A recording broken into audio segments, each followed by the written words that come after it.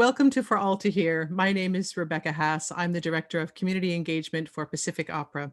And today I'm very pleased to welcome two very special guests. I have Jaclyn Grossman, who is a dramatic soprano, and Nate Ben-Horin, who is a collaborative pianist and composer. And we're going to be talking about a project they're involved with called the Shoah Songbook. And we're really excited about having an opportunity to promote to you the chance to actually hear the Shoah Songbook, as it will be broadcast as part of a collaboration they're involved with, which we'll learn more about. And it will be premiering on January 27th online, free, so you can watch that. And we'll also be having an evolution of the project here on the For All to Hear platform as well.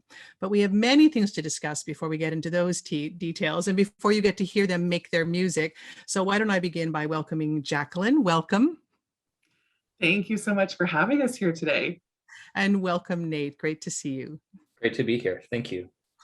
So obviously, I want to start with what is the Shoah Songbook? And if one of you would also explain what that word is, because for those of us who are not of Jewish heritage, that is not a word I was familiar with until I met your project. So tell us a little bit about the Shoah Songbook. Sure. So the word Shoah is a Hebrew word, and it means catastrophe. And it's used specifically to describe the events of the Holocaust, which is actually a Greek word that means sacrifice by fire. In Jewish communities, Shoah is a really common term used for the Holocaust. So the Shoah Songbook is a 5-part recital series that we're sharing, which includes music by Jewish composers from the Holocaust. This is something that we've stumbled upon over the past few years. And as Jewish artists, it's been a really huge privilege to explore and share this music. And we're really excited about this second installment coming out on January 27th, as you mentioned. And this recital will explore music from the Kovno and Vilna ghettos in Lithuania. So how does a project like this get started? Is it one day you and Nate run across each other and say, oh, I know, let's create a recital? Or what is the evolution of this particular project? Because it's very specialized, and there is an element of discovery, obviously, with composers that I certainly wouldn't be familiar with, and I'm expecting you've had some uncovering as well. So how did this become, this is sort of your origin story part, I think. Sure. Well, Jaclyn and I are both Jewish, shocking, I know. And we met when we were both grad students at McGill, and we were paired in the song interpretation class. And Jaclyn has a big dramatic voice, and she wanted to do the Wesendonck Lieder by Wagner. And I have a bit more of like a music history background, and I knew Wagner, I almost want to say more by reputation than from having listened to his music. So at first I wasn't into it, but we ended up doing it, and we had a great time with these pieces.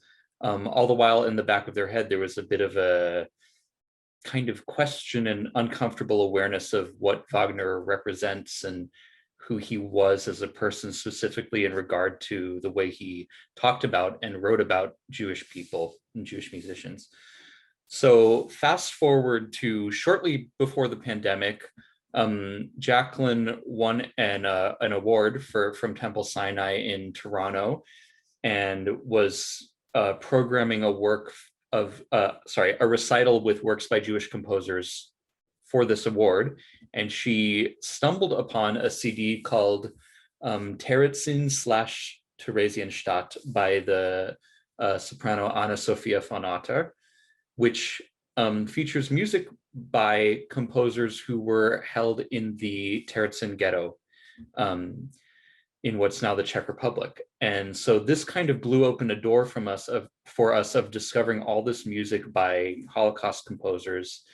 And it turned into what it is now, which is we're 2 deep into a 5 digital recital series, trying to spotlight different areas and different themes with each one.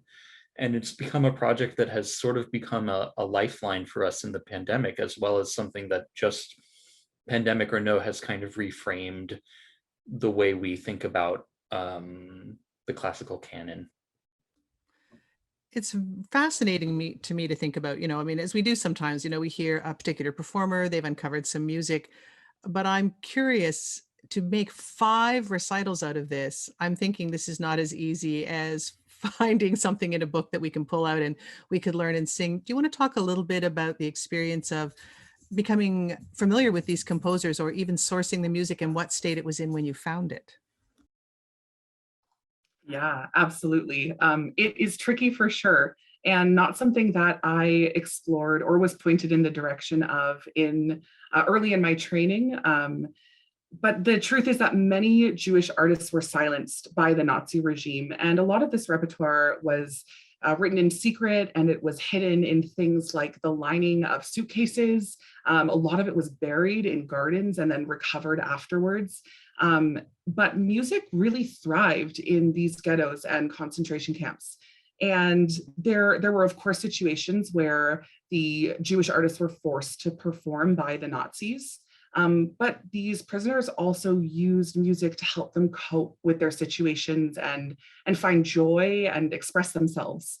So some of this music is actually in plain sight, but I think it's overlooked at times. Composers like Ilsa Weber or Hans Krasse or Victor Ullman, they have published books that you can easily find online or in some libraries.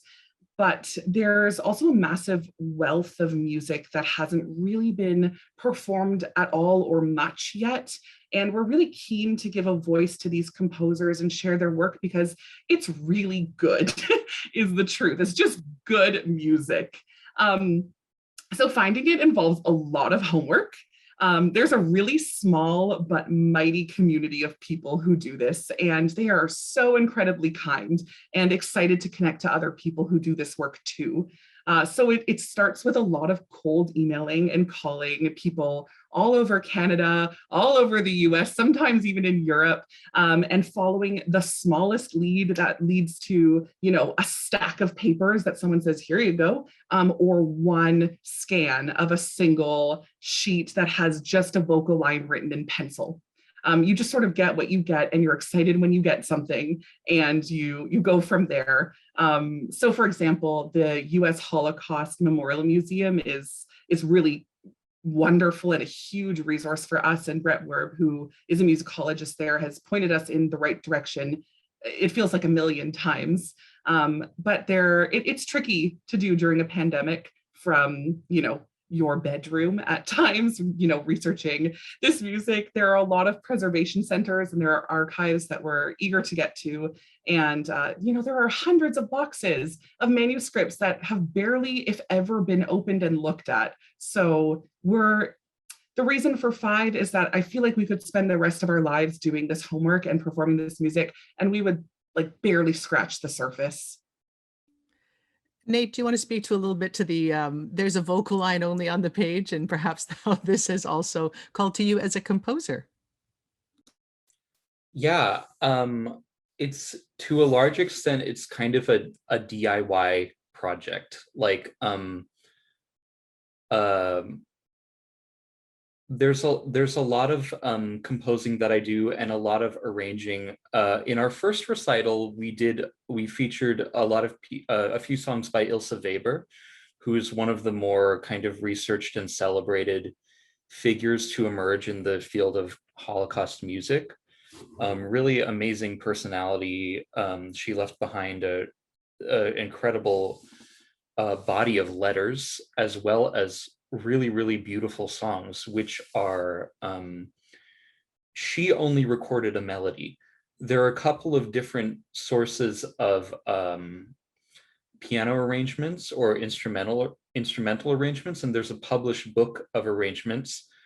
But we wanted to do it ourselves, in part to kind of offer something new to this music that has been recorded, partially because we couldn't find an arrangement for voice and piano by a Jewish composer, and we felt like that was important. And just to sort of be able to tailor it to our performative desires and create something that would really fit nicely alongside on a recital alongside like Schubert or Brahms or really any German song that is folk derived. And then for our upcoming recital, for example, we're doing songs by a German-Lithuanian composer named Edwin Geist, who left behind handwritten manuscripts that are hard to read, and they're especially hard to read the words. So it's just a matter of really spending time with these scores and figuring out a way to make them performable. And that's where being a composer also comes in handy.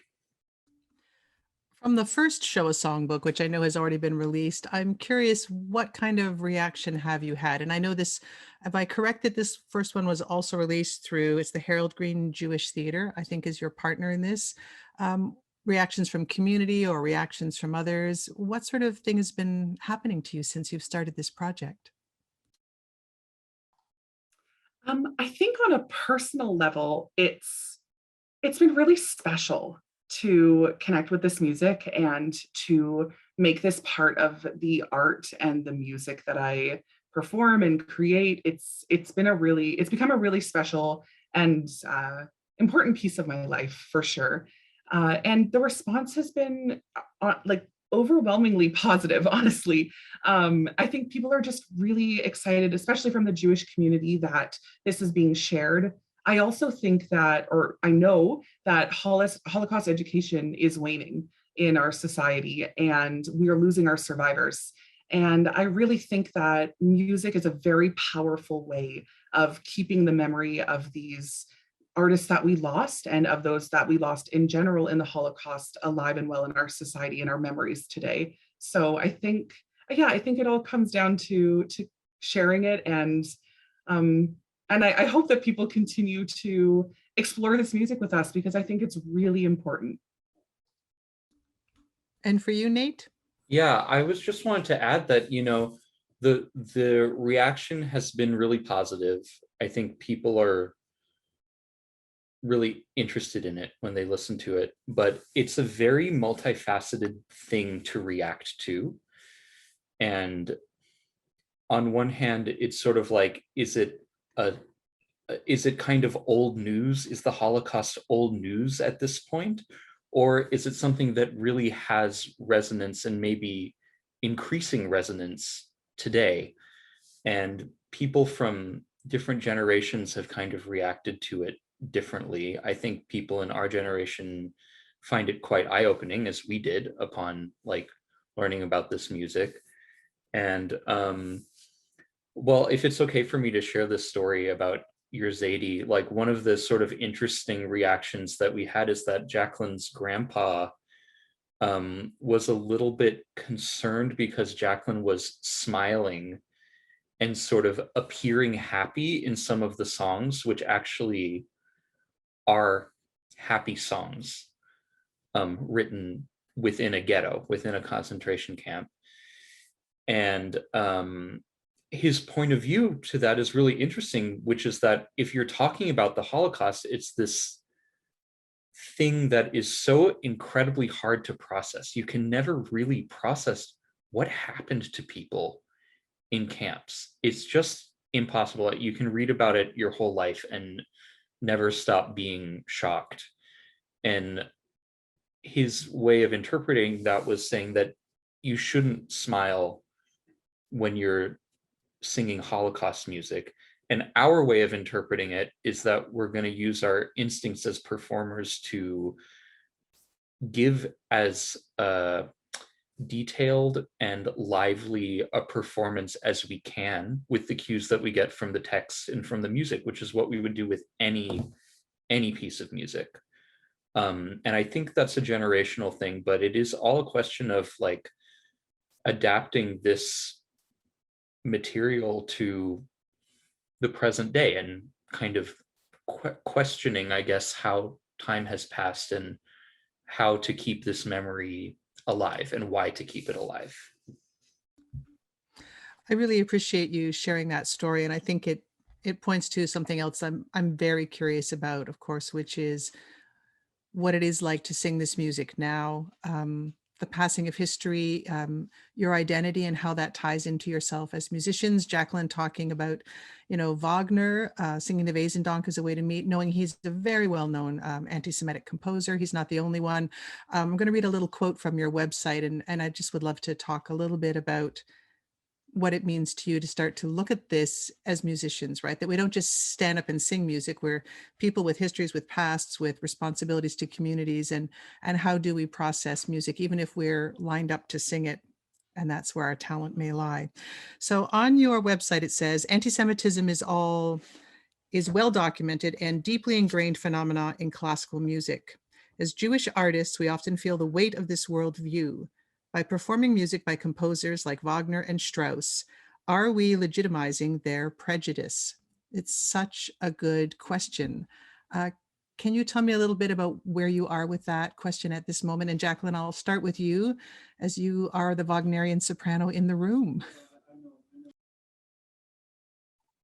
Oh my, yeah, it's a big question.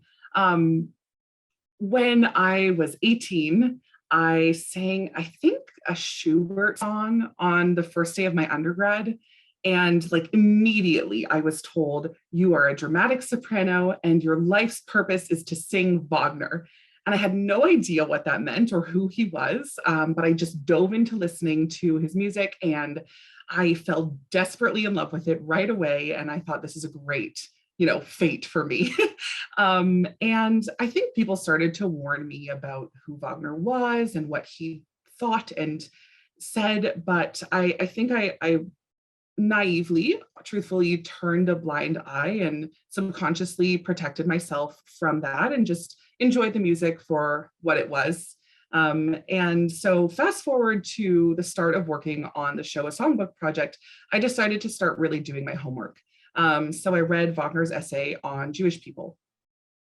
And he felt that they were not worthy humans or worthy artists. And that was a really hard pill to swallow. There was a time in the pandemic where we were in lockdown. So, feelings were heightened already, I think. But I would go and practice songs by Ilsa Weber, who, as Nate mentioned, was a mom in Teditson in the ghetto. And she had one son with her, but she would write about longing for her child that she managed to send away and who ended up surviving the Holocaust. And I would sing her music that was so full of longing and despair and, missing the people who she couldn't be with anymore. And then immediately after, I would practice the Wesendonck lieder. And it made me a little bit uncomfortable for a time. And I started wondering if I was a bad person or a bad Jew for doing what I was doing. And I think my feelings are always evolving on this, and I think they should be. I absolutely love Wagner. He is totally one of my favorite composers. I absolutely intend to continue performing his music. It's extraordinary, and there's a reason it's part of our canon. And I don't think either of us are suggesting that we need to remove things from the canon, but I do feel like it's important to challenge what we're seeing on stage and understand it better. Wagner wasn't just anti-Semitic outside of his opera world, it's written into his music. And I don't think we can turn a blind eye to that. And I think we need to not only create awareness, but we need to combat it with things like pairing Wagner with music by Jewish composers so that we're expanding what we consider canonical and what our communities get to hear and engage with in our art.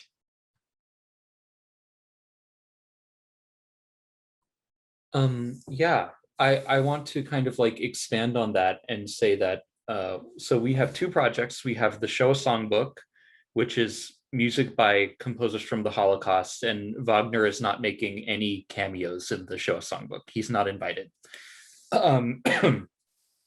And then our upcoming project is to start developing this kind of music and theater, music and spoken word piece called Why is the World So Quiet?, which our recital for POV is going to be sort of a stretching our little tentacles into those waters and seeing what we have tentacles in this metaphor, and seeing what that is like. So one will be pairing some of the Wesendonck lieder with songs by Ilsa Weber and Victor Ullman.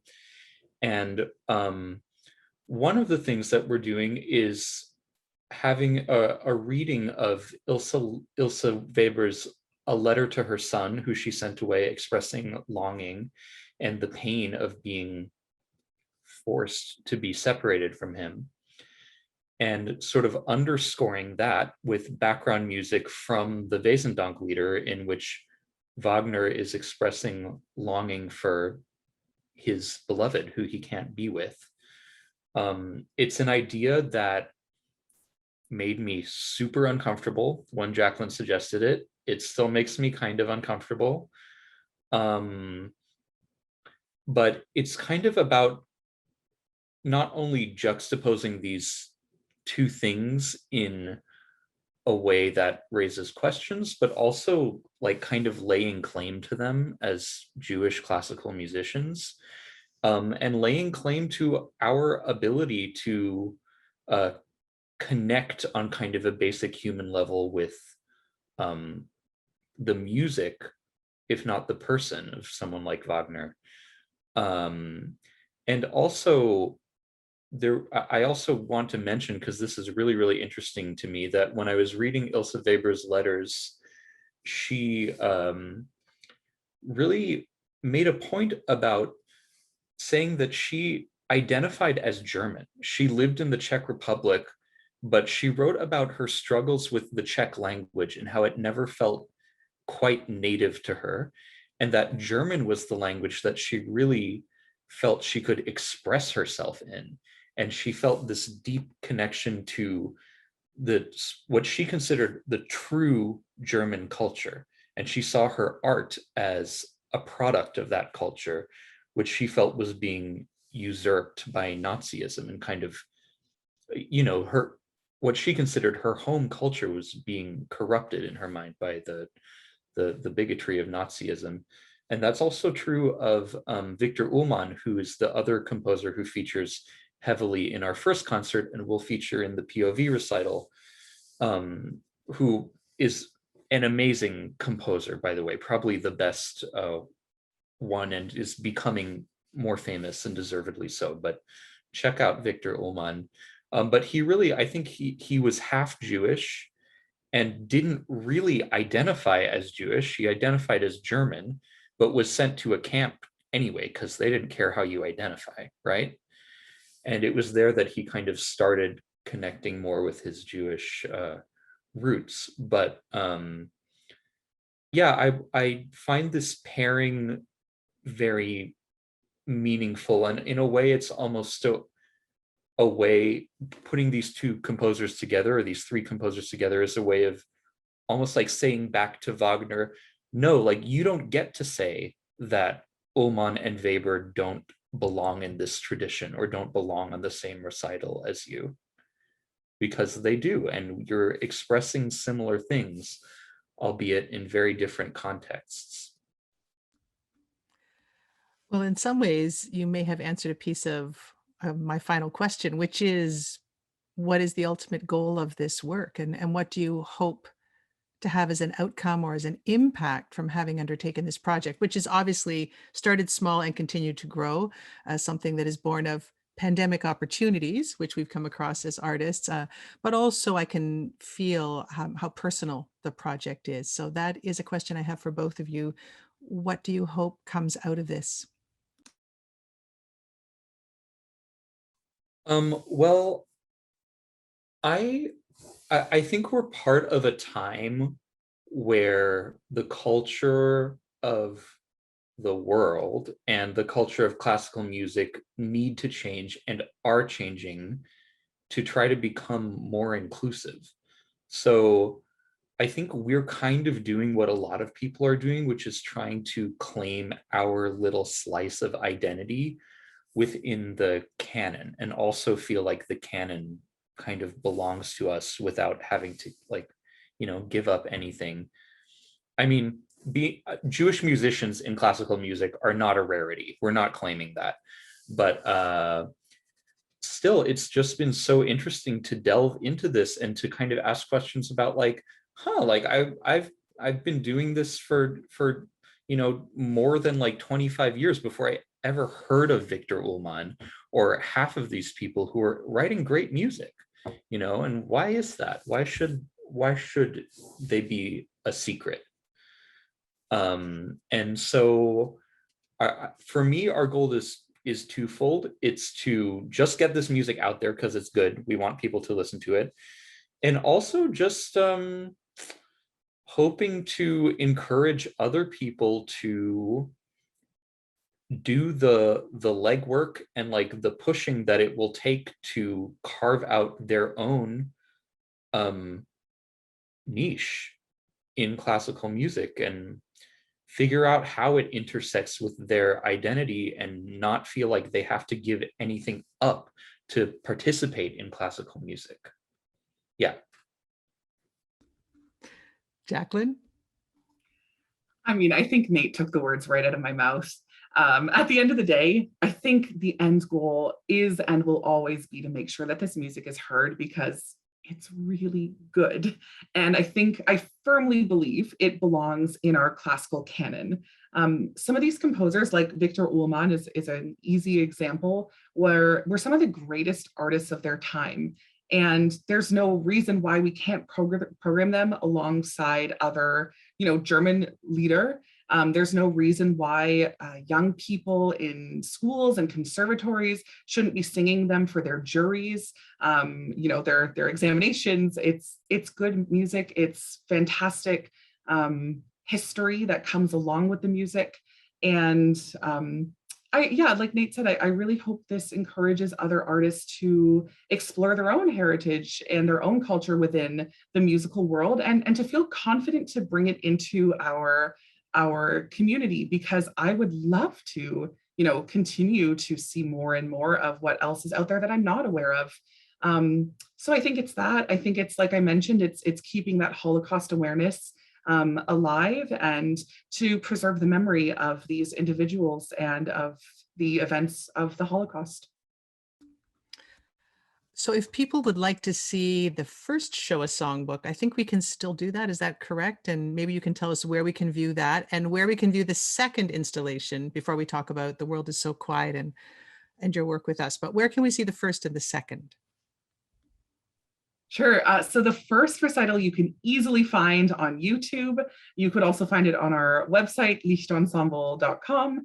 And the second recital will be released through the Harold Green Jewish Theater Company, our unbelievable partner in all of these recitals. We're very grateful. And that will be on their website. Tickets are free so that this music is accessible, and you can get them through the website very soon. Great. And what you're providing for us, I mean, we're trying to make some space for absolutely this exploration of the tension between Wagner and these composers, Holocaust composers. We think sometime, I'm going to say early February. I know you're recording it soon and there's editing, and it'll be available shortly. And the Licht Ensemble, we'll put that link into our website so anyone who's watching this can find it on the For All to Hear page at pacificopera.ca, so they can also access these other musical offerings. I really want to thank you both for taking the time to chat with me about this today and for undertaking this work. I think it's an extremely exciting project. It's an exciting thing for me as an artist to watch people begin to explore identity and music, and we all benefit when we increase the size of the canon. And so it's really wonderful work. I too would love to hear younger singers singing it. So I'm hoping that Nate's arrangements at some point get put into a volume and it's readily available to everyone. So I think we're at the beginning of a very exciting journey, and I'm so grateful to have a chance to share it with everyone. Thank you both for your time today. Thank you so much. Thank you.